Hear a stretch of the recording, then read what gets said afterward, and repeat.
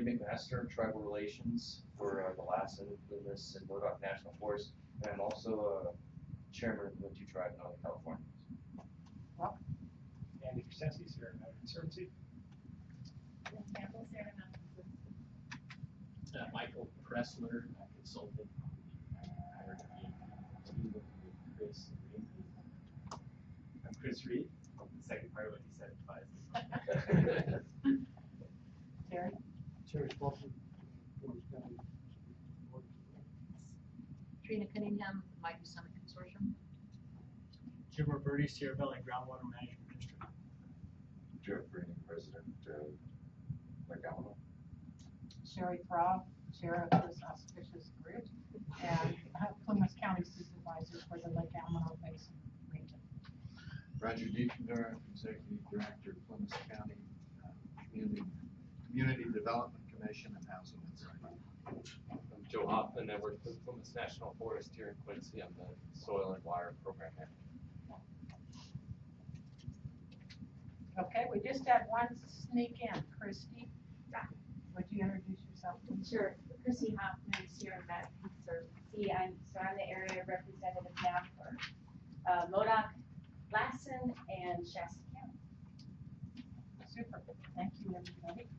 Okay, that brings us to item 5, which is climate change technical study and draft chapter. And I see Michael and Chris are just dying to start. Thank you for having us here today. I guess this is redundant now, but there's a slide, so we have to talk to it, right? So my name is Chris Reed. I'm with Baker International, and I'm Michael Pressler with Eco Consulting. as we mentioned, we're part of the consulting team that UMA is heading, providing technical work on the specifically climate change chapter. So our objectives for this agenda item are to provide context, background, and then a brief overview of all the climate change technical work we've done to date. We're hoping that if you have already reviewed the chapter, this might answer some questions. If you have not reviewed the chapter yet, it will provide some background explanation as to why what you're looking at is what it is.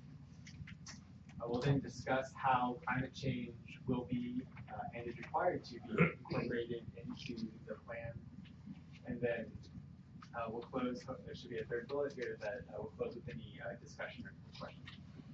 So to achieve those objectives, we'll start by providing an overview of climate change requirements. We'll address the deliverables and work completed to date, and then we'll address next steps. So I think it's important before we get into the actual work itself to have a conversation about why we are talking about climate change in this room today, why we are addressing it in the plan.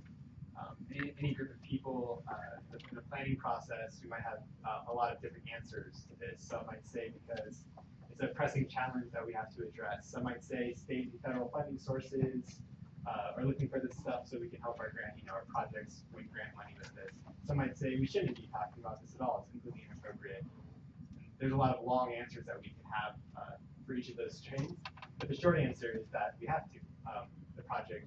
The plan funding requirements as well as this plan approval process very clearly and explicitly mandates that we have to do it and how we have to do it. So Proposition 84 guidelines lay out those guidelines, and they reference the Department of Water Resources Climate Change Handbook for Regional Water Planning, which has best practices and some, it has the vulnerability checklist, which we'll discuss certainly. The second bullet, which you can just touch on quickly, is just that there are recent conditions underscore the need to plan for greater variability than we may be historically accustomed to. It doesn't have to be as a result of man-made climate change, but it can be. But really what we're saying is that when we look the last 10 years or so, we're seeing a lot of variability in our resources. And as good resource managers, we want a planning mechanism that accounts for that variability and addresses it. So I was nervous when you said you don't like it when people read things that are presented to you, but I think that it's worth just for this very slide. So Okay. I'll give you first. For this I can slide. ask the chairperson for granted approval for this one slide. So this is specifically from the guidelines, section 4.A.16. The plan must address both the adaptation to the effects of climate change and the mitigation of GHG emissions. It goes on to explain that this includes a discussion of the potential effects of climate change on the region and potential adaptation responses to those variabilities. So what are critical assets in the region that could be vulnerable to climate change? What are some, given state resources and best available data, what are some changes that we have observed and what do we expect to observe? And what are some ways that we can either through our project assessments or through policy prepare ourselves to be in a place to manage those changes. A process that considers greenhouse gas emissions and selecting project alternatives. And we'll cover that in sort of the last part of this presentation. A list of prioritized vulnerabilities and a plan, program, and method for further monitoring prioritized vulnerabilities. No distinction. The guidelines say that in order to assess our vulnerabilities and have an understanding that assessment must be equivalent to the vulnerability assessment in the climate change handbook, which I'll dramatically hold up for climate change for regional water planning. In this handbook, there is a appendix B, which has a very specific method and approach for how a planning area or a watershed can address their vulnerability to climate change.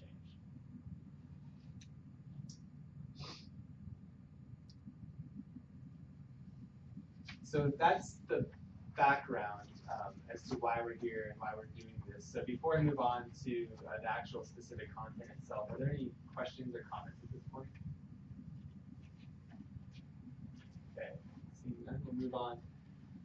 So the primary deliverable from a technical work standpoint and the primary way that we're achieving all these requirements is through the climate change chapter. So this will be a distinct chapter in the plan, and it addresses many of the requirements set forth in the Prop 84 guidelines.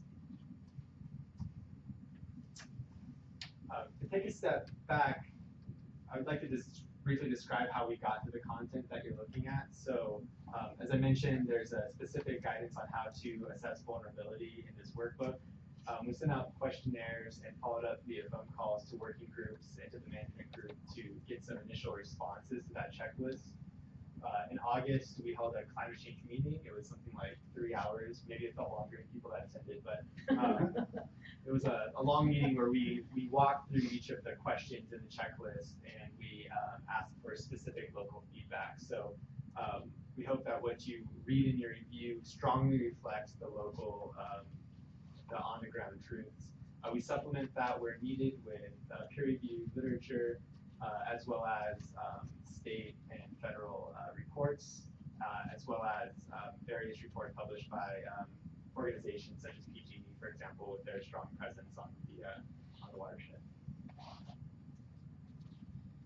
So short of just going through the whole chapter, I thought that we would provide a little explanation as to, again, why the chapter has what it has.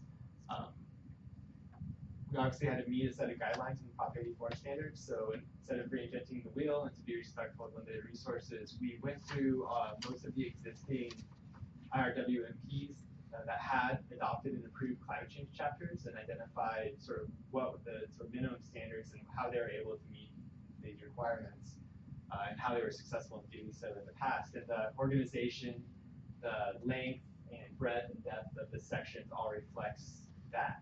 So if you're wondering why something's longer or shorter, that generally is why. So the introduction of the chapter provides that description, the regulatory description that I just provided about Proposition 84 and the DWR guidance, and the method description of the sources we use to get to the rest of the chapter. One of the interesting things that a lot of the adopted climate change chapters had in other plans is this region characterization subsection. Depending on how you read the Prop 84 guidance, we either need to talk about climate change in the region characterization chapter, or we need to have a short region characterization section in the climate change chapter. So I think that's still to be decided. We're waiting until that chapter is complete so that we can be completely consistent across the two. So you'll notice in your chapter that there's a placeholder for that content, but in most best practice cases, that ends up only being a half page to a page. So it's not a ton of new stuff.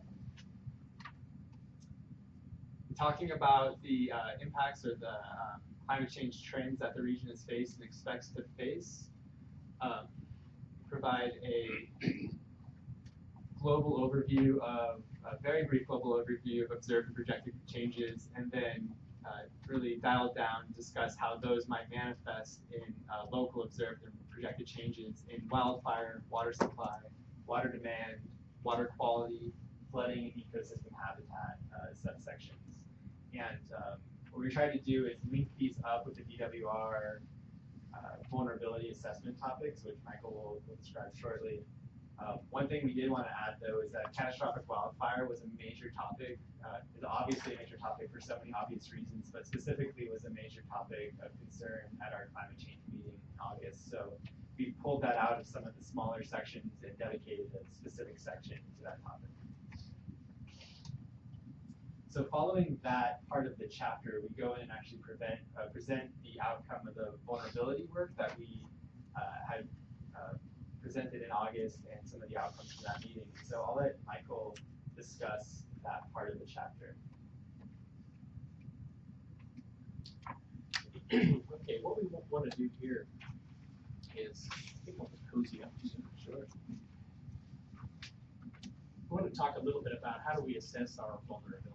And there are a couple of ways we want to look at that here today. One is reviewing observed and predicted changes. One of the things that this basin has that helps us quite a bit is there's a long history of a lot of cosmological data, stream flow, snowpack, precipitation, that kind of thing. So we can look back for an extended period, continuous record, and get a sense for how things have changed over the years, what kind of annual variation there are, and if there are any sort of trends that we see that already occurred that we may think that may continue to occur into the future. So I think in climate change, we're always looking forward. This plan is looking forward. It's also valuable to look backwards where we have actual hard on-the-ground data and see how the basin has changed over the years. So I wanted to go over just a couple of examples of what we did in that regard. So I'll go through these quick. If anyone has questions, surely we can get into some of the details. This is a chart, a bar chart from 1964, the years across the bottom, to 2015. And it's a 30-year moving average, okay, of flow of the North Fork Feather River at Polgat. So this is right above Warrenville, like where Highway 70 crosses, I think Polgat. It's the way you read that these are thousands of acre feet. So this 1964, this first bar, 1964, this value right here is the average of 1935 through 1964. Okay, and then the next bar, 1965, is the average of 1965 through 1936. So every year is stepwise moving forward. And we look at it this way because if you looked at a single year, it's really busy, right? It's so flashy and variable. It's hard to sort of see what's trending. So if you look at these 30-year averages, this is how the basin is responding in 30-year blocks. And this is helpful. This is available because we have such a long-term record here, so it's helpful. So what you see, of course, is continued variation in the 30-year blocks, and we have this general trend of a reduction in flow.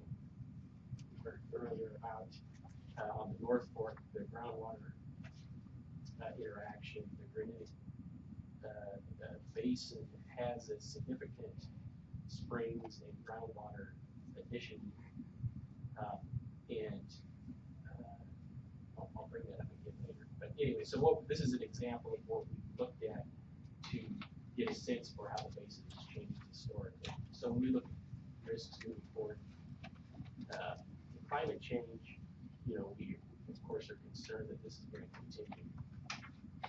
And also, something to branch off of what Chris mentioned, there's certainly debate over what's caused this, whether it's climate change or it's just the way it is. And either way, you want to be able to be in a position to address it moving forward. Does it take into consideration over that last 100 years that you've had more uses in agriculture taking water that would have gone to Oroville Yes. before it ever got there. Does that take into consideration that factor? Yes, it does. Yeah, these values, this isn't the actual measured data.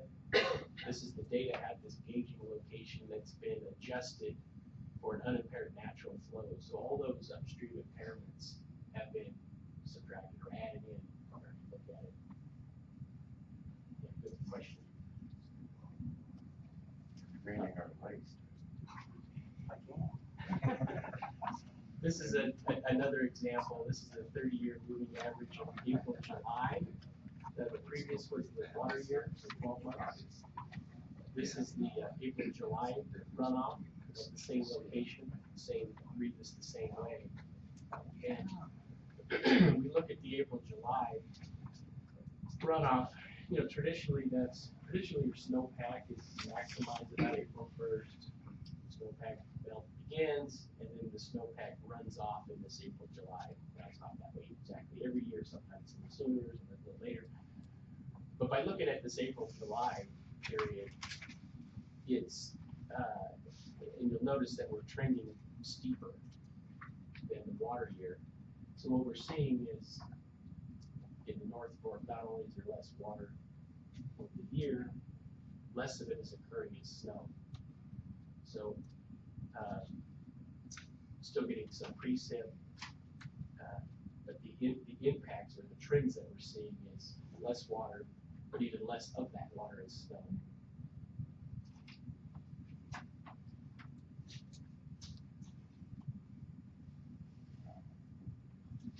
And then this is Harkness Flat. This two sets of data on here.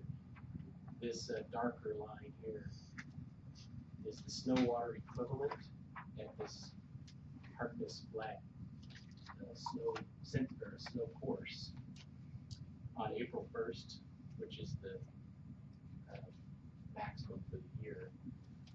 And the snow water equivalent is inches over here. This is the 25-year running average. The snow water equivalent is the amount of snow on the ground if you were to melt it, how many inches of depth of water you would receive. So it's sort of natural. It takes out the variable density or snow density. So it's not snow depth, it's water depth. So you'll see this sharp decline in the last few decades.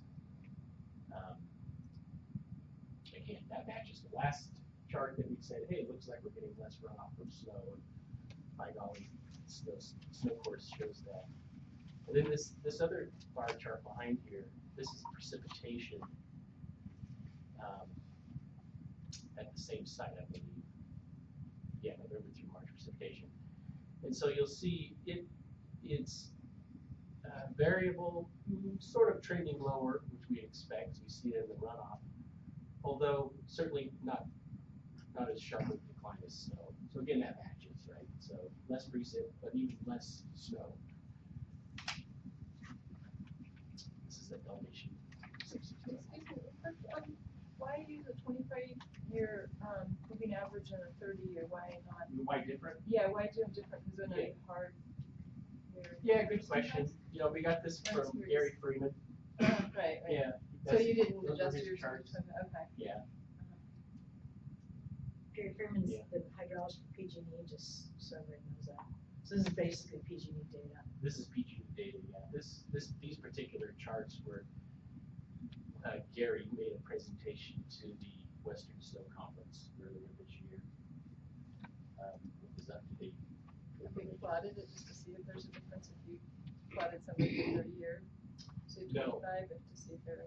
I haven't, not on this particular gauge. I mean, I have many times on other runoff gauges. They typically don't see much of a change, say 30 to 25. You know, you might from 10 to 30. So good question. I'm not sure why you picked 25 versus 30 or why you stick to one. But I don't expect the conclusions to be any different. It doesn't seem like it would affect how much. I was just curious. Yeah. I would say, nor does any one chart, do we take that and say, this is what all of our analysis is from, right? So we're looking at those three charts coupled with the projections that Michael's about to talk about, coupled with all of the research and literature and review, coupled with you all's comments, and arrive at that conclusion. So I think it's a great question. I just wanted to, in the same way that the 30-year period mellows out the noise, I think our research, our approach kind of addresses that issue as well. Right, it also puts it in that. Yeah, in fact, to add to that, all of these charts are on the North Fork. So I went through and I did a similar analysis on the South Fork, Middle Fork. We also have gauges on it. I compared the data. It's upstream of Orville to verify that we have the same sort of phenomenon occurring there. We do. It's in terms of flow, it's a little bit less of a trend reduction, and I think it's Where? at South Fork, Middle Fork. Okay. As compared to North Fork. North Fork seems to be, well, it is trending lower faster. Okay. I think it's also more productive. it is more productive for sure, and I think that it is because of I called Gary Freeman. He verified this, although he said he hasn't worked on the South Fork and Middle Fork at all. So Right, yeah. but because the North Fork has such a groundwater component to it, and the way that works, it's this granitic basin where you get precipitation input over a series of years, and it comes out of the basin for a long, long time, many, many, many years. I used to forecast this basin with the Department of Water Resources that had a huge carryover component or antecedent conditions in trying to develop equations to forecast the flow to Orville. And so as the precipitation inputs to the North Fork reduce over time, so does the input from the groundwater that's showing up as surface water down in Polka. It's reducing as well. So the antecedent conditions or the carryover from previous years is reducing. So it's sort of a double hit on the North Fork. That's the way I'm looking at it. So we still have the same trending reductions in snow, precipitation, and runoff on the South Fork and Middle Fork. To me, it appears to be a little less severe. The advantage being in the North Fork, though, of course, you have a lag. Yeah. So basically, it's kind of like having it's like a big emergency bag. Yeah. I wanted to just bring in the Middle Fork piece because we're doing that big upper Middle Fork modeling project. And there's two pieces that kind of jump out at you. One is that a lot of the inflow, they're trying to really sort this out, but there's these pieces of inflow they can't find. And they're going further and further out. And the Diamond Mountains, even though they're really kind of outside of our area, turn out to be this amazing groundwater storage, basically, because they're broken up, they're old, they're volcanic, so there's that whole piece, and then of course it's higher, it has some snow back up in there. Yeah. So anyway, there's that piece that we didn't really think about, and then the other piece is that because of the whole part of the North Fork's volcanic, we're looking at studies from all over the world. That's part of the literature research we have to do for this IRW on forest water balances. And one thing that people are finding out is the difference in a volcanic system is in a high set of high years, that system will fill way back up again. Yep. And it can last for 10 years. Yep. I mean, it has a cycle that's like phenomenal, and so one of the things that we're really kind of trying to figure out is, okay, when you're at the bottom of this dry thing and you have an El Nino year, how is it that we think about that huge reservoir that's volcanic, that's filling up, and what is it that we, what does that make us think about in terms of management? I mean, it makes you glaze over, but I mean, it's just definitely something. And part of the spring complexes and all those areas up in that North Fork is that volcanic system that's been through a 10, 15-year drought, a much more severe drought than we've been through down here. But if that system changes, then what does that mean for the system? Because we're right between the Cascade and the Sierra, right here. And so I just wanted to bring in, it's not part of your project and it probably won't come in at the right time, but we are learning a lot of things about the Sierra Valley and that whole other side Yeah, that, really kind of make your brain go, whoa, you know, we've been thinking about the droughts, but what about these flood years, and what do we do about these flood years, and how do we capture this water, you know, in a variable system. So I just wanted to bring that to your attention, not that it's gonna come in at the right time, really, for Yeah. this study, but I'm trying to struggle with how we get that into your thinking, because it's big. And it's the most comprehensive study we know of that's gone on in this basin, or even in the West, and so we just wanna somehow get that in here, but we don't know how to do it timing-wise. Yeah, you know, one place that may fit into this is, we're gonna get into this in a few minutes, but we put together another evaluation on sort of data gaps, things we would like to know today that we wish we did to do this plan. And we listed out these as, you know, future potential projects, I guess, that we would like to see done before we do the next update to this plan. And one of those that we were suggesting is a better definition and understanding of the snowpack. But really what you're getting at is Well, there's warm snow and there's cold snow, and there's all that's, Yeah, it's a pillow on top of really- this other system, but. yeah, the better you know your system and can track it in real time, you can make better informed decisions to insulate yourself the best you can from these vulnerabilities. Well, anyway, stay That's tuned, where I it just is. wanted to put it on your radar screen, that the middle fork is in the black hole, it is still now, but we might get to the bottom of it. Great, thank you. So, moving on, this particular chart, this is from, I got this from CalGap 2015. This is from the CCSM3 model that Bruce had reminded me today. And so this is degrees in Fahrenheit versus years projected from 1951 up to about 2100 or so. And your projections generally are projecting increased temperatures moving forward. And so when we look at the way runoff and snowpack has been affected, we see that may continue, less snowpack. And of course, I'm focused on water. I'm a water guy. There's all sorts of other effects of warming temperatures. And next, how important assets have responded to similar impacts in the past? Consider how they might respond if those impacts increase. So Chris mentioned the DWR Climate Change Handbook. We used that source. This is, I believe, the vulnerability checklist that's in that report.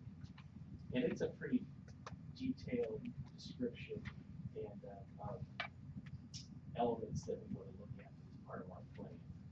And so we went through this vulnerability checklist based upon the information strategy that Chris mentioned about looking at other scientific papers and talking to folks, and then having our climate change meeting in August.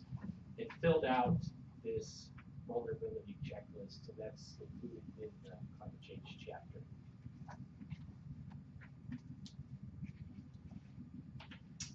And that covers these 6 elements.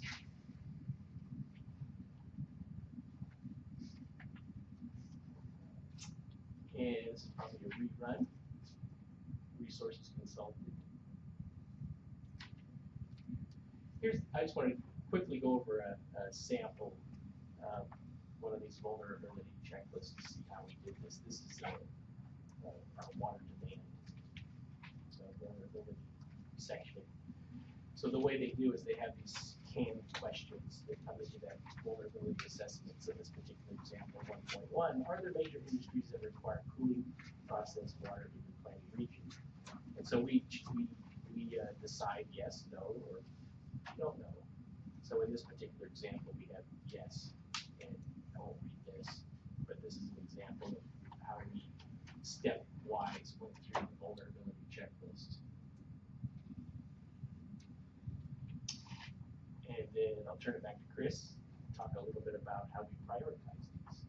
Yeah, so for each of those categories, there's a number of topics like Michael was talking about. And that last one is an example of a specific question. And so one of the things that we are required to do is take all the questions and say which, of all the things we talked about today, which are the most important, and which ones should we think about moving forward with the most energy.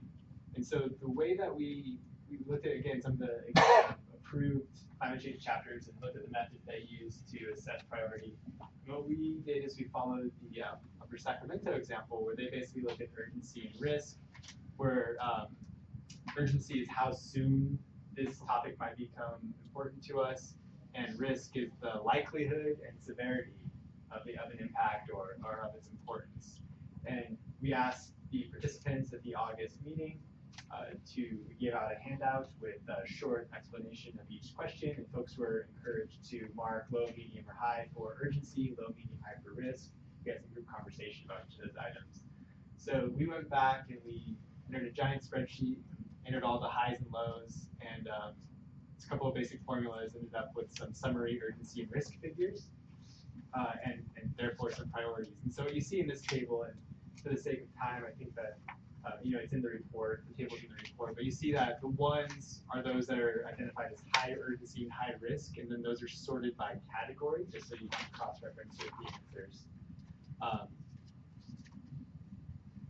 3s, 4s, and 5s, and so on. And this ended up being important for us. Most of them, very few ended up being 4s and 5s. What we ended up doing is taking the 1s through 3s and asking specific questions about those, and something we'll talk about later, the project assessment checklist. This is basically generated out of mostly, it appears anyway, the mineral building. Correct. Yeah. Last August. So the last two sections, we just have brief subsections in the chapter on further data gathering and analysis, and then a discussion, or at least a cross-reference to how we're addressing GHG emissions. That way, as your benevolent DWR plan checker goes down the list, they know where everything is. Benevolent being Nice word. Okay, so that covers the chapter and what you should expect to see. And then before we move on, does anyone have any questions or comments? Great. So the two other I have a comment. Sir. On the vulnerabilities, we all did individual opportunities at the meeting in August. That didn't change much from what we had done as a group, is that correct? When you got the individual, oh, right. and you looked at them, it didn't really change much from what we did as a group when we went through the exercise. Yeah, no, I mean, we did, so in addition to the priority rankings, we also took written comments, and we incorporated all those comments into the sections. There weren't substantial revisions, but there were important revisions in some cases. Yeah. The one big trap that always worries me about what's going on right now is the potential for the El Nino of all time. Yes. And the winter of 93, 94. As long as we don't lock ourselves into a mindset that these are vulnerabilities, and suddenly the climate went the other direction. Right. So, I mean, it's a caution. I've seen it take people down the tube. Absolutely, and I think one of the things that we note in here is that even though we are anticipating, as a result of our research, more drought-like conditions, ironically, while that's happening, we're also anticipating more isolated extreme events that could have catastrophic effects from a flooding perspective. So, absolutely. It's huge. It gives you an open door. So then the other two items that we have developed, the first is the data collection improvement memo, and I'll just allow Michael to talk to that. Yes. So I did introduce this a little bit. We put together a sort of a corollary evaluation on what types of data we wish we had today that would help inform our decisions in this plan.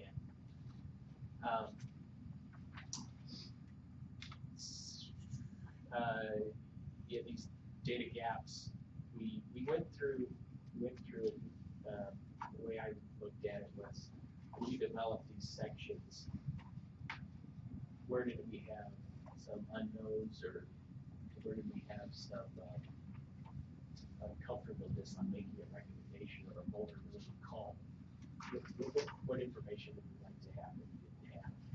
So these are the data gaps.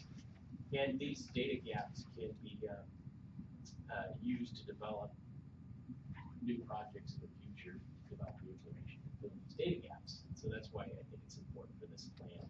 And again, the overarching approach is this is data that would be available if it goes forward for the next plan update.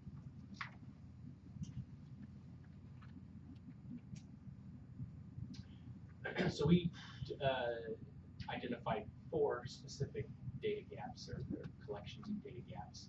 One is the climate effects on catastrophic fire.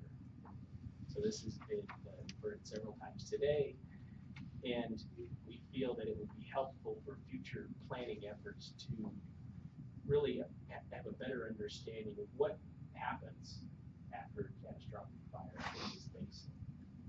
What specifically is at risk? We sort of know qualitatively, some things we do, and I think that there's a shortage of understanding potentially on just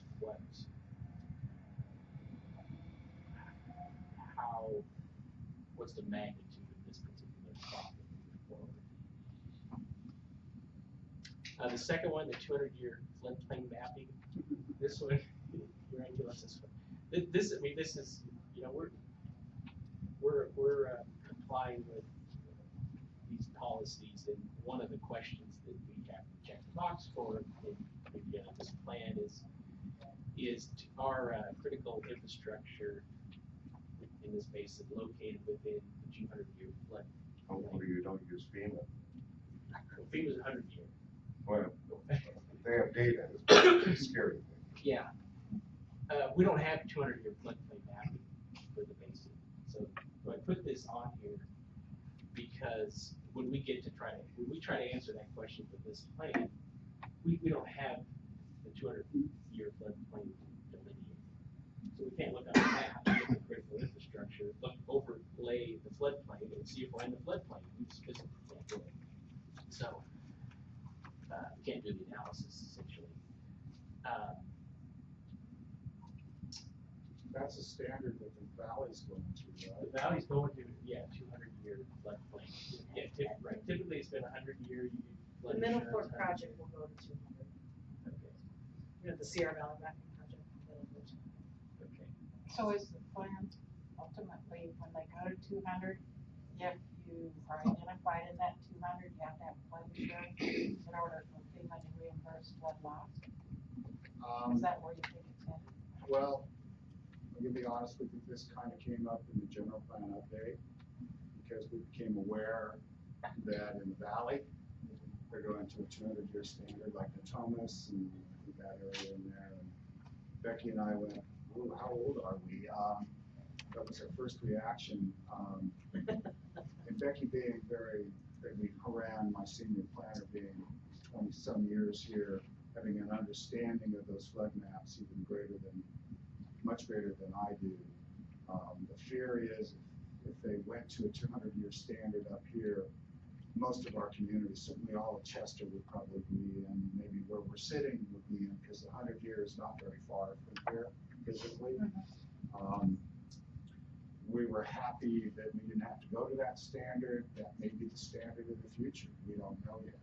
I'm asking because I've met with a number of people this morning from Modoc County, and they're working on a hazardous potential plan, and that's what they're looking at is 200-year flood, because they have been told once that's identified and properties are identified in it, if they don't have flood protection and there is a flood, they will not be reimbursed through any FEMA. And my dialogue with FEMA was that they were also retreating back to the 200, because I have a lot of records. Also, one of the things that we do know is in conjunction with FEMA, there's a remapping of the floodplain in the Sierra Valley. And that's only to a 100-year standard. Both the state and FEMA are involved in it. So I explained to Tim, and this one, when I reviewed this PowerPoint, I went, oh my God, we're gonna start talking about 200-year floodplain. That's really gonna get people's attention. See, this is part of my concern, because I know that about Sierra Valley, and I'm thinking we've been fighting with FEMA to take things out of the flood mapping that we feel shouldn't be there, and that's the 100-year.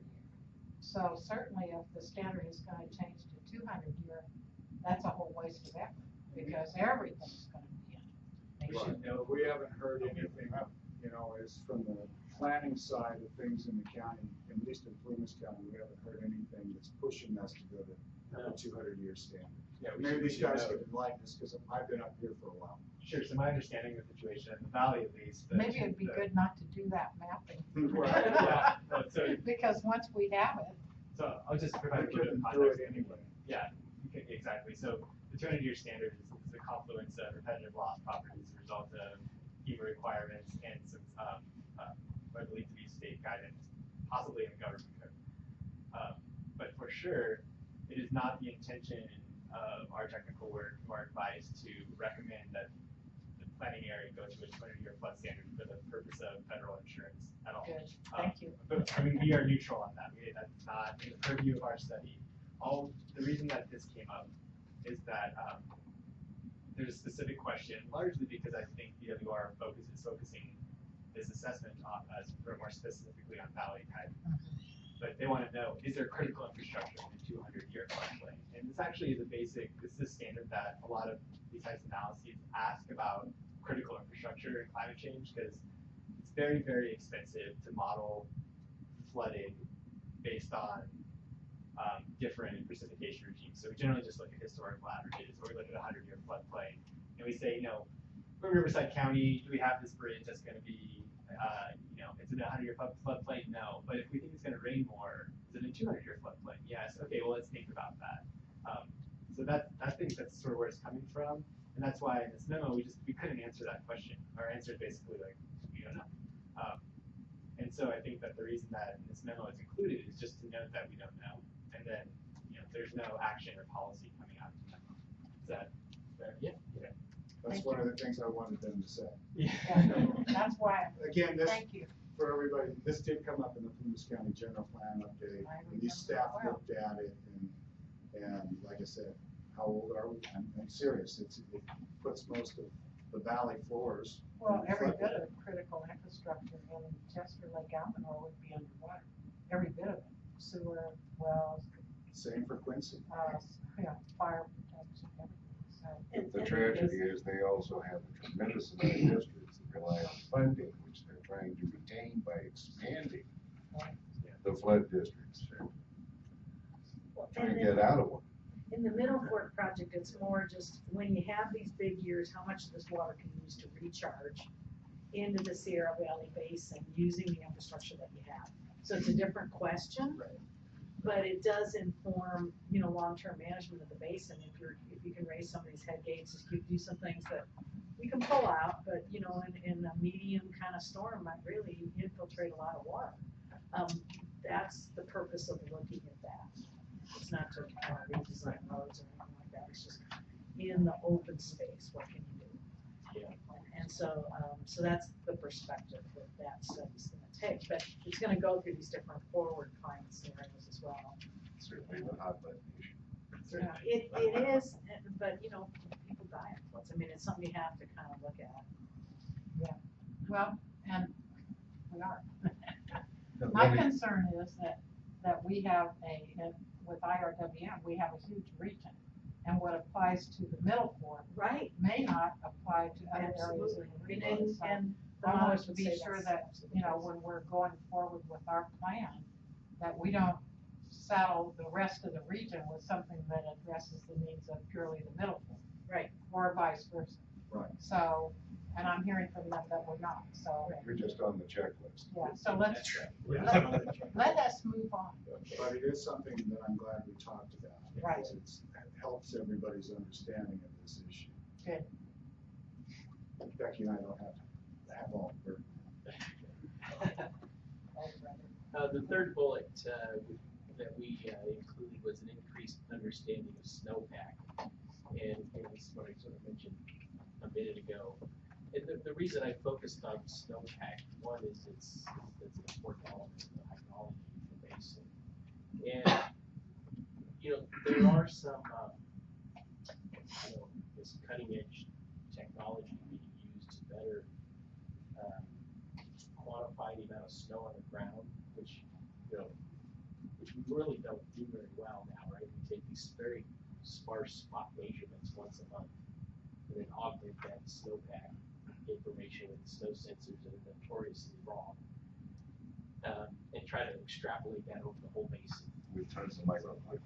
Yes, exactly. So it isn't that good, and it's, by the way, that's the same system that's been used since Dr. Church invented the snow course measurement in 1805 or something like that. So it definitely works as best as we have. So some of the other technologies that are being used, currently the Tuolumne Basin is using LiDAR to get a very precise measurement on the volume of snow in the basin. So what they've done down there, I think this will be their third year, they've taken and flown with aircraft LiDAR of the basin without snow, which from their LiDAR gives you a very tight grouping of elevations on the ground, spatial information. So you've got this real, very, very detailed topo map of the basin. And then each week through the snow accumulation season, they fly LiDAR with snow on the ground at its trackitude. And so they get a very precise measurement of the volume of snow that's accumulated over the basin. Much, much better. Way better than anything we've ever been able to do before. It has its issues. It's expensive, it's slow, it's cumbersome. But they're trying to tighten all that up. And the data this generates is massive right now. It takes as long to crank through the data as it does with the new data's coming in. We haven't finished the last data. But in any event, it's showing some promising results with the microclimates and how snow accumulates over the basin differently every year and in different ways than is currently understood. So they're able to take that information and make better water resource management decisions, how much to let out of the dams, how much not to let out, how much you expect to get snowmelt runoff the rest of the year. So we put that in there as I think it's achievable. By the way, that system they're trying to do it could be a satellite format. So you'd be able to do the whole Sierras this way, as opposed to just fixing the aircraft. Climbing up and doing You wouldn't do this. core sample. Yeah. Yeah. So anyway, that's what that's all about. And I'm gonna let Chris do the last one on greenhouse gases. Yeah, we just noted that, so we are bound by Proposition 4 requirements to identify, I was going to get the correct language, basically identify greenhouse gas emissions that occur as a result of a project being implemented. And in particular, it notes in the discussion how that has to be a part of your CEQA assessment if you have a project that triggers CEQA. Well, you have to do that anyway. But what is challenging as a region is that it's very hard to have a threshold of significance for greenhouse gas emissions if you don't know how many greenhouse gas emissions you have under baseline conditions. So just one of the things we noted that if state funding comes up or if somebody wants to do it, having a comprehensive greenhouse gas emissions inventory would give everyone a denominator, so to speak, to understand what's happening.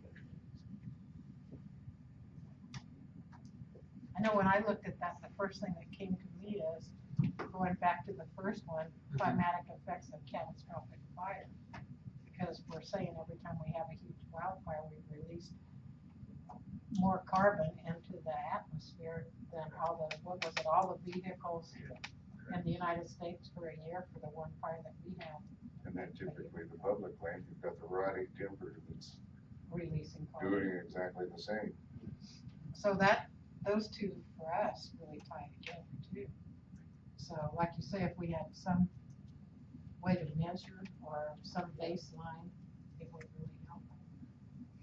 Can I just bring up one more tiny fact for the Middle Fork study? One of the things that they're finding out there is, you know, shading the snowpack is really, really important. I mean, I guess you guys knew all that already, but if it comes in and it sets up, you know, that Sierra cement, you know, that, you know, cement bottom like it's supposed to, then you can take enormous amounts of rain and put it on top of it and it'll soak it up. If it comes in hard and dry and cold and it like the valley bottom and it's frozen, it just blows around and disappears, you know. And so what they're beginning to find out is this, you know, you can't affect how it comes in, but you can affect, because we have that cold, warm, melts and then more comes in, that shading is like huge for cementing up that cement that can take so much of that spring water and hold it. It's enormous amount of holding capacity if you have that cold bottom. And so there's just some things that, yeah, it seems so abstract and it doesn't affect management, but it really can. You know, if you were really managing for that pack. As we have warmer temperatures, we're less apt to have the cold bottoms or any snow at all. Well, right, Just had and an then, image of us running refrigerator tubes all across Yeah. the mountains. but anyway, just So- more, you know, we're in a warm system here, but it gets that cold, warm, snow, wet, cold snow, rain through it. And the modelers are going, that we're learning, you know, going, you can play with that. You can do a lot with that. And it's not this thing we just have to sit here and endure it. You know, there's some management options. So anyway, just pointing that out. Okay, Yeah, so, we have 3 minutes. Yeah. Two. So just the last item that we wanted to discuss is that we did put together a project assessment tool guidelines. Again, note that we have to discuss the contribution for each of the projects to adapting to climate change. So does your project make the watershed more, less, or has no effect on the resilience to all these things we're talking about? And then contribution of the project in reducing GHG emission as compared to project alternatives. So are there GHG emissions associated with your project? Are there savings associated with the project? And in order to do that, ultimately it sounds like the group ended on in the assessment process, all you have to say is yes, we looked at climate change, right? But in order to check that box, we thought it would be helpful if you wanted to provide a transparency to that answer. We provided a checklist, which is in the agenda packet, so we'll go quickly. But there are specific checks for GHG emissions for both project construction or initiation. I know these aren't all physical improvements, but during the beginning part of the project. And then emissions for operations. And one of the things we really wanted to do is that almost all the projects we're talking about in some way are good for resiliency and generally good for greenhouse gas emissions. So like we manage our forest better and have less catastrophic wildfire. We're reducing greenhouse gas emissions as opposed to alternative conditions, right? We wanted to capture that. So with this tool, we attempt to do that.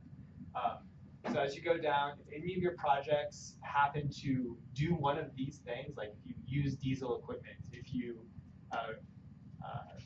manage forests to reduce catastrophic wildfire, you check it there, and then I think Uma shared it with most of the working groups, but then that is accompanied by an Excel spreadsheet, and there's a printout in the packet as well, that you just insert your information. So yeah, we need a backhoe, we need 2 of them for 10 days. We're reducing the area susceptible to catastrophic wildfire through forest management by like 200 acres. And so put all that information in, and spits out your estimated project construction and operation GHG emissions.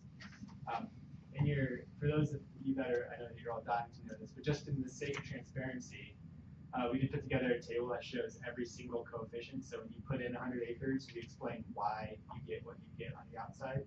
And if anyone has any comments on that, we'd be happy to mess with those. And so that tool has been shared. In support of folks filling out that tool, I'm going to offer an hour of my time via a phone call, and we'll set up, we have a free program where I can share my screen or see your screen, And we can walk through any questions you have, and we're working on scheduling with that, so we'll work with the working group, so if any folks need help walking through their projects, we'll be available to do that. That's fantastic, thank you, because I'm sure there will be some. It's meant to be as accessible as possible, but I'm sure there will be questions as well, because it's a foreign topic for most folks, so.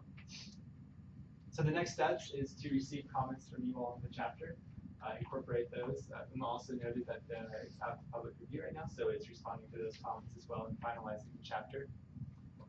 Having all the projects assessed using the climate change project assessment tool that we just reviewed. And then the last item that unfortunately we don't have any time left, but I'll field any questions, integrating climate change into the resource management strategies. So that is a requirement. And I think and Uma can correct me if I misrepresent this, but I think the general approach we're taking is that folks will have a set of resource management strategies. Again, most of these things typically are adaptive in nature. They typically make us more resilient to nature. So it's us putting the right framework around that and providing the right context to show that, yes, you're increasing water supply, and that responds to these 3 vulnerabilities, and that helps you become resilient to climate change in these ways. And we'll also probably just do like a policy gap analysis to know where there's any critical vulnerabilities where there's not an accompanying RMS, just providing recommendation to the group to note that, and then they can do with that what they will. So that'll be coming in November, December, possibly late June. So we'll open it up to any additional questions or comments that the group might have. Carl? Yeah, did you guys create that spreadsheet, or is that something that you picked up off of somebody else's? Yeah, You created it? Well, so there, I'll walk that affirmation back one step. So there is a standard project level GHG software that's available. A lot of the other a lot of the other IRWM plans that have climate change sections in them use that for project level emissions only. So if you go to those samples online, you'll see that spreadsheet, which is basically just question 1A and R's, where like, did you use a backhoe? Did you use whatever? And they leave it at that. What we did is went a step further, and we asked some additional questions, and then also provided an opportunity for project to show greenhouse gas benefits over time as well. Well, we ran through that at our work group, and Terry got online and sure, and that is an amazing, that is amazing. If I had that when I was a project manager, it would make my job so much easier. I couldn't believe what we could get out of that data. Is it available, loaded with macro? No. Yeah. I mean, good for most people, because that would scare them. Yeah, our goal is to not crash people's computers. I played around with it where we did fuel modifications on a whole bunch of acreage. It was amazing how much the positive greenhouse gas element showed up. I think I put in like 20,000 acres and went, whoa, look at all that. So. In the prior awarding of grants, I assume, since you said you were relating to or referring to Sacramento, that group's data, or that going backwards, is the input on the climate change a greater factor now in the successful grants that you've seen come through the pipe? Actually, I don't know. Because it seems to be gaining a lot of momentum. It needs to be accounted for in the CEQA now. Right, so that's one good response to that. So it is an item in CEQA for project review, for plan review, anything that's considered a project and triggers CEQA.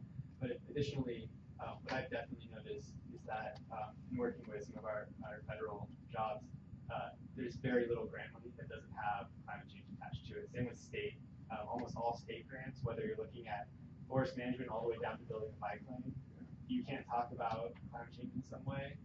The guy next to you is in a better position than you. So what we're hoping is with this tool, even for folks that don't want to talk about stuff, and maybe for their project it's not important, it at least gives them the opportunity to have transparent, rough but transparent assessments of their contributions to greenhouse gas emissions and to resiliency issues to make their case stronger.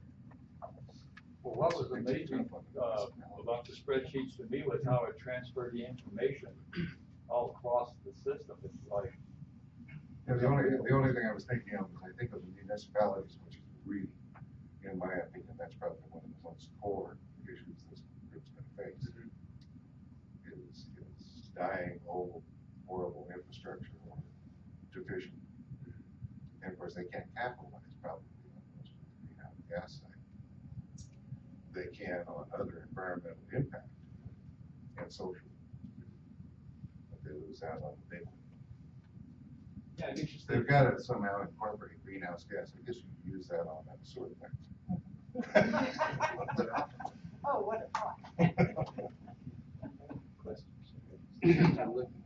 The climate change adaptation strategies. So there's a paragraph at the end of the chapter about that. Basically says they're going to be addressed in the RMS chapter. But is that going to be part of our RMS chapters? Is climate change adaptation strategy? That's looking at the work group members. We've already done it. I've actually done some of the, for the project I proposed. I've already gone through the exercise. Well,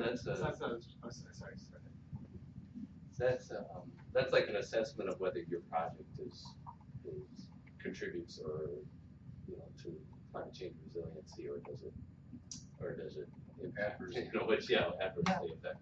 So that's not a strategy though. Well, so I think it's important to separate out the RMS on one hand and then the list of projects on the other, right? So the tool is intended for the list of projects, specific projects that are proposed. It's a way of assessing the impacts or benefits of those projects.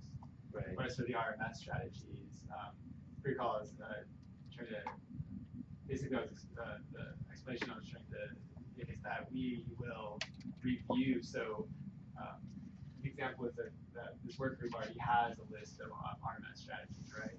And again, a lot of those probably have adaptation or climate change related benefits. And so as the technical leads on that section, climate change issue, what I think we're proposing to do is take that list or the chapter, however that ends up being written and sent to IMA, is we'll basically provide comments and say, if you added this paragraph, you'd be able to put this in the context of climate change. And we've noticed that this one thing is missing.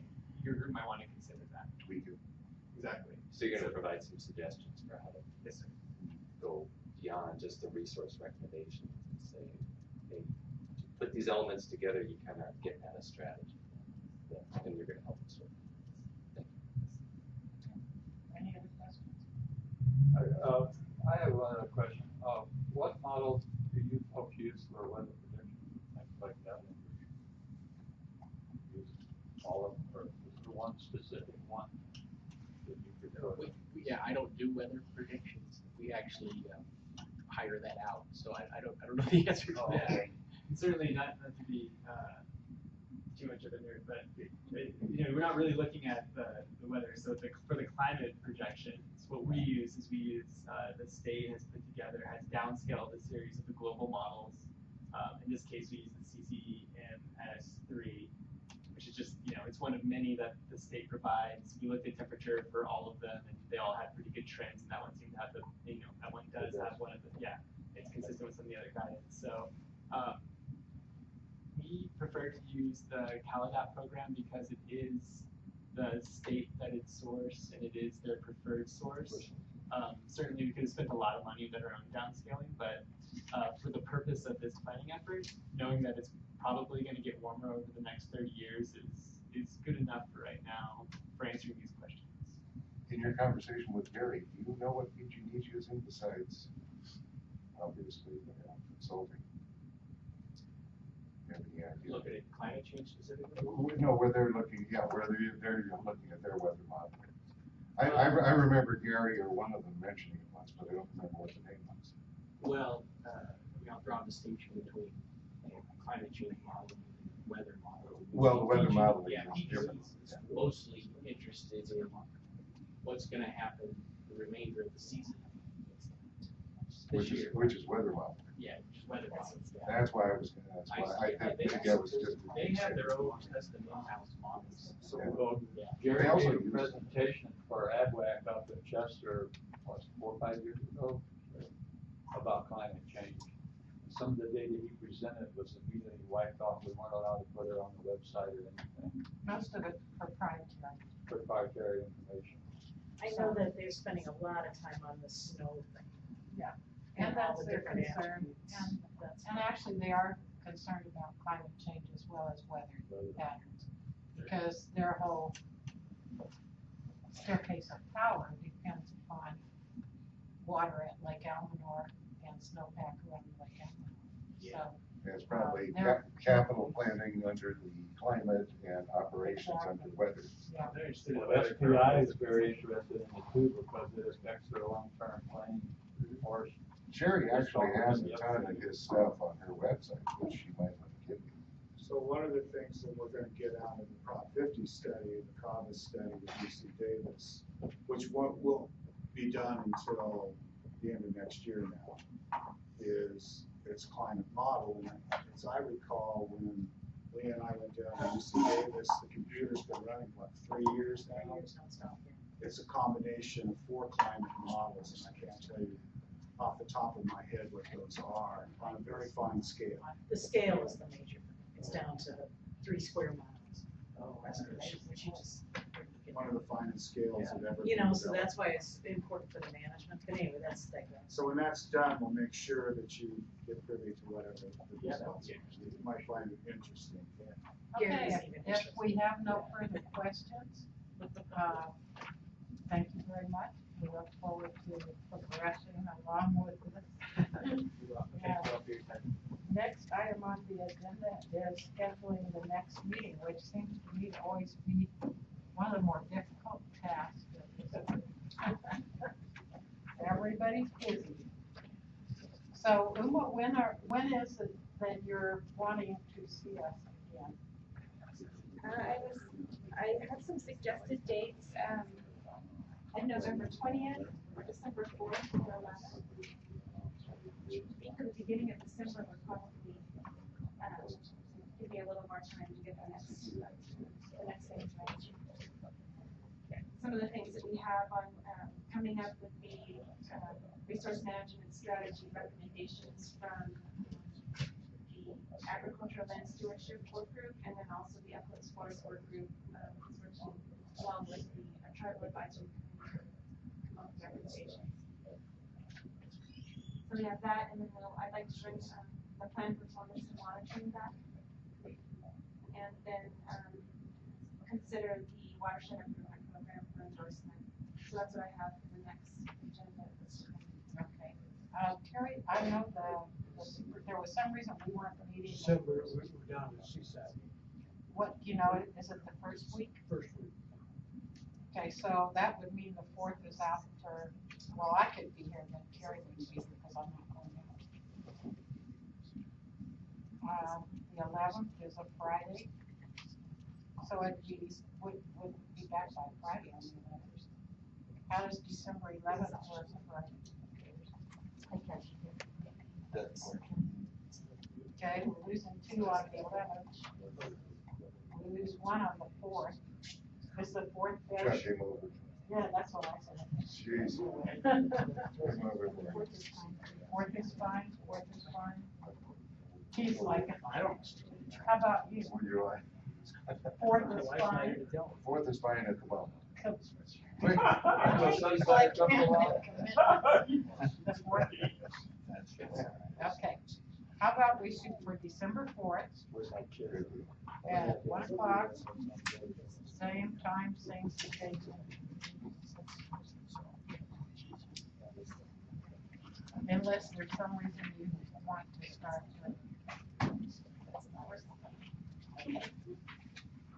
Thank you, everyone. If there's nothing else,